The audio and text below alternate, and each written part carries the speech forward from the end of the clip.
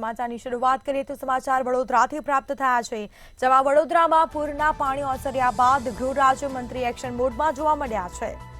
આ સાથે જ રાત્રે 11 વાગ્યાથી સવાર સુધી બેઠકો ચાલી હતી, જેમાં ઝોન વાઇઝ અધિકારીઓ હોદ્દેદારો સાથે બેઠક યોજવામાં આવી હતી।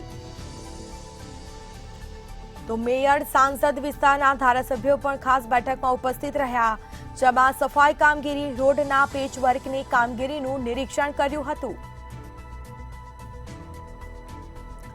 તો નિરીક્ષણ દરમિયાન ઝોનના નાગરિકોને પણ આશ્વાસન આપ્યું।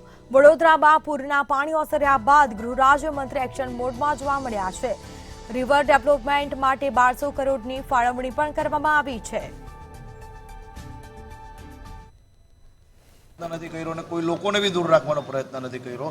ખુલ્લા મને જ મળ્યા છે અને ખુલ્લા મને મળશો, છેક સુધી વધુમાં વધુ લોકોને સાંભળશો અને એ અમારા છે, અમે એમના છે, એ અમને જ કહેશે, એનો હક છે, એને તકલીફ ભોગવી છે તો એ જરૂરથી કહેશે ને અમારે સાંભળવાનું બી છે ને એનો રસ્તો બી નીકાળવાનો છે।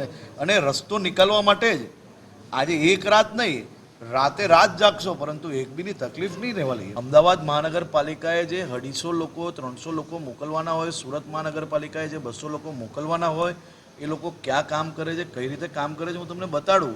કદાચ અમદાવાદ મહાનગરપાલિકામાંથી 50 લોકો આવવાના બાકી હોય અને અહીંયાથી એ મહાનગરપાલિકા કોઈને અપોઇન્ટ કરીને લે તો એના રૂપિયા એને ચૂકવવાના હોય, એમાં કઈ રીતે એ માણસને તમે આ રીતે કોઈ વ્યક્તિ પોતે રાજનીતિ માટે બરાબર છે આ પ્રકારના વિડીયો બનાવે અને એ વિડીયો તમે સંપૂર્ણ માહિતી, સંપૂર્ણ તપાસ કરો, એમાં કઈ બી ભૂલ હશે તો હું કાલે બી આવવાનો છું, મને જરૂરથી પૂછજો, હું જવાબ આપવા બંધાયેલો છું।